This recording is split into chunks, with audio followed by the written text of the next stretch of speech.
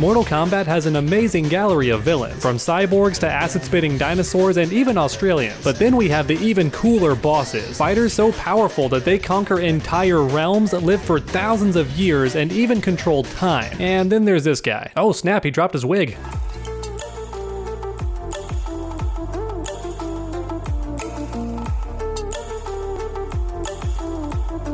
Dash Fight is your all-in-one hub for everything fighting games. For example, they even have guides from tournament players, which is great because if you want to improve, then it's important to learn from the best. And then they also have high-level tournament commentary as well, which is a personal favorite of mine. Whether you love Tekken, Mortal Kombat, Dragon Ball FighterZ, or any fighting game in between, Dash Fight has you covered. Or they have some really fun top 5 and top 10 videos as well about fighting games, which I also enjoy watching a ton. Like this video right here covering the top 5 pop-offs in Mortal Kombat 11. What a hype video. I love watching beef and I enjoy grudge matches too. It's a guilty pleasure of mine. Once again, Dash Fight is your all-in-one stop for everything fighting games. And they were nice enough to sponsor my channel, so I highly recommend you check out Dash Fight today. Today's video is about Shinnok and his bizarrely loyal fanbase. Despite every single loss Shinnok has suffered, he still has a die-hard fanbase, and I don't personally understand why. I do understand that Shinnok is an elder god, but even so, to me he's always come off as extremely overrated. But let me know your thoughts in the comments below, and without any further ado, let's begin. And we gotta start off with Mortal Kombat Mythologies, perhaps the least played Mortal Kombat game, but even so I guarantee all of you watching have heard about it, because this game became famous for its brutal difficulty and clunky controls and just being overall infuriating. You can find rage compilations of this game all across the internet, and I guarantee most players never even finish the game. But I digress, we're talking about this game because it's the first time we actually get to see Shinnok, and my god, the boy be looking goofy. I actually played Mortal Kombat 4 first, so when I saw this version of Shinnok, I couldn't even believe it was him. I was in utter disbelief. This might be the least intimidating man that I have ever seen. I would be more scared fighting an elderly man at Walmart than this goofy clown right here. However, even so, he is the final boss, if you can even call it that, because you don't actually fight him. Instead, it's more of a puzzle where you just take his amulet, and it's not even a very tricky puzzle. However, something cool does happen when you take the amulet. Shinnok transforms into this grotesque mountain of a monster, and most players just dip at this point. They cut and run, but you do have the option to actually fight Shinnok in this form and truly defeat him. However, bizarrely enough, this form of Shinnok never comes up ever again in any future Mortal Kombat game. The closest thing we get is corrupted Shinnok in Mortal Kombat X, but these two things don't really look alike, do they? So overall, Shinnok does not have a very impressive first appearance in Mortal Kombat Mythologies, but thankfully very soon after we would get Mortal Kombat 4, where he is actually a boss character. And I won't lie to you, I do actually enjoy the colors of Shinnok. I know some people might think it's counterintuitive to him being a scary boss character to have such bright, vibrant colors, but for me it's the opposite, because I grew up reading comics my entire life, and in the comics the villains always did have bright and vibrant colors, and it didn't make them any less intimidating, at least not to me personally. In fact, I would argue that Shinnok's colors are the best thing going for him, because I could show you just the colors, and you would know exactly which character I was talking about in Mortal Kombat. I guess what I'm saying is the boy has drip, and it only got better in Mortal Kombat Armageddon, but I don't want to get too far ahead of ourselves. We're talking about Mortal Kombat 4, because this game is likely where Shinnok got his fan base. There's no way this goofy guy has fans, alright? But MK4, I can see it. I'm sure everyone watching already knows this, but Shinnok is an elder god, and in this game you can definitely tell that in the arcade endings especially. The guy literally looks at you and you die, including Liu Kang, the main character, and he still dies just by getting close to Shinnok. In fact, I gotta give it to him, because Shinnok is even collecting wins in other characters' arcade endings. When you beat the game as Tanya, Shinnok gets the W. When you beat the game as Reptile, Shinnok gets the W. Straight up kills your own character. I think Shinnok might be the only boss character who actually does this in the Mortal Kombat series. I mean, compare that to Kronika, who gets defeated in every single arcade ending looking like a fool. But not Shinnok. Once again, he's killing a lot of people in different character endings. He really does come off as invincible. And I think that might be the main reason why he still has a fan base. They played Mortal Kombat 4 and just kept liking him ever since, because in future games he doesn't do anything impressive, but for Mortal Kombat 4 I kinda get it. However, before moving on to the next game, I gotta roast Shinnok a little bit, because the guy's moveset is absolutely boring. For the most part, he just copies Shang Tsung and transforms into other characters. And outside of that, he doesn't do anything interesting at all. So once again, a very underwhelming boss in my personal opinion. At the very least, he is a massive step down from Shao Kahn, that's for sure. However, there's one L that I can't ignore, and that's losing to his second in command, Quan,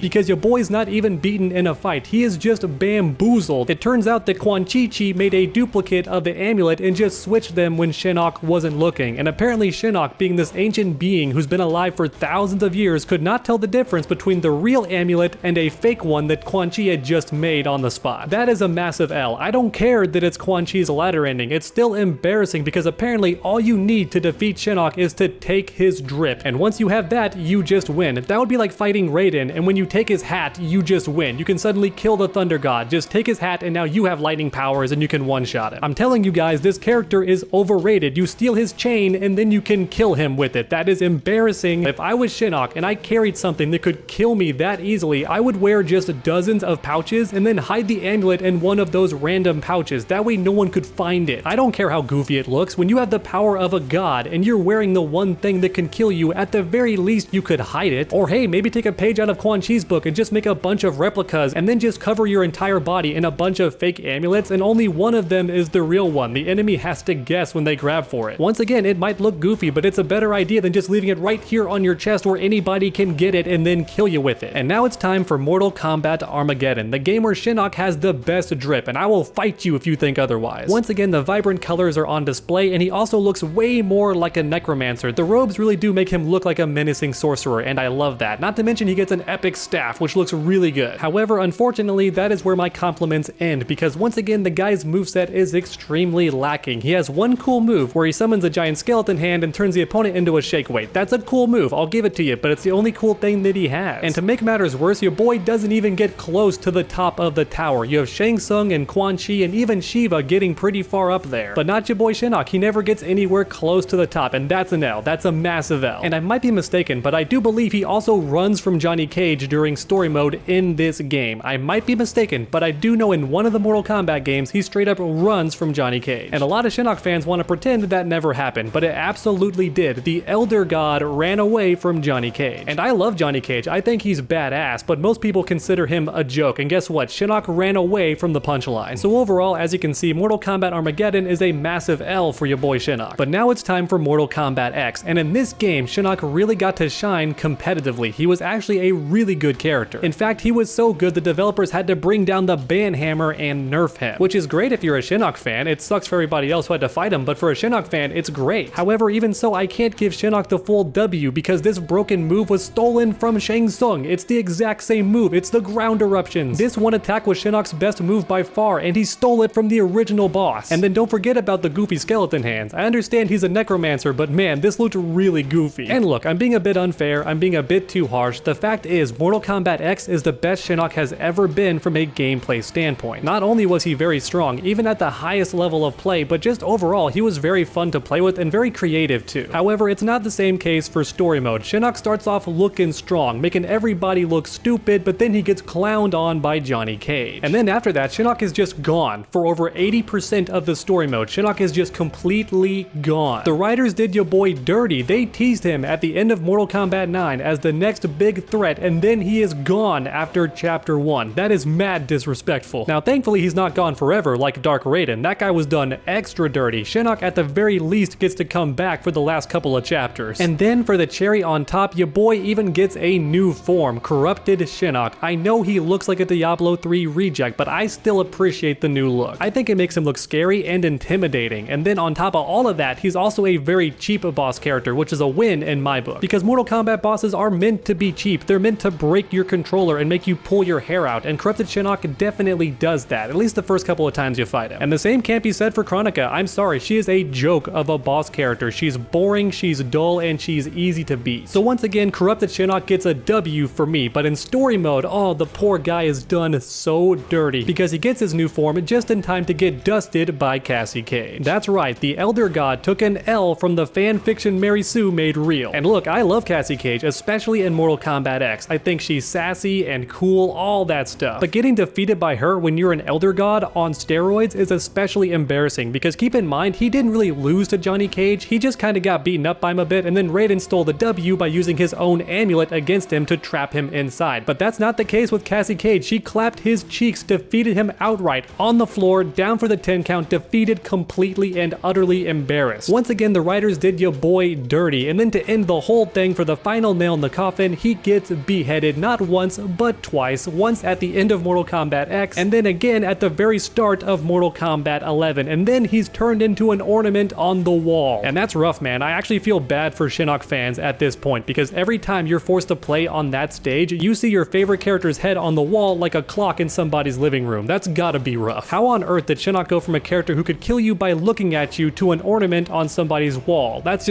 so rough, man. That's so rough. I started this video with the intent of making fun of Shinnok, but honestly, now I just feel bad for him, and I feel even worse for the fans. Because just like Reptile and Goro and even Kotal Khan, Shinnok is a victim of the writer's wrath. They are bullying your boy. F's in the chat for your boy Shinnok. The Elder God honestly does deserve a better, so leave a like down below if you think he deserves a second chance. Or like a third, fourth chance. I've lost count already. And then while you're down there, post your comments too, and keep that combo going by subscribing and ringing that bell. That way you never miss any future videos. Make sure to come back next time, and as always, stay underdogs.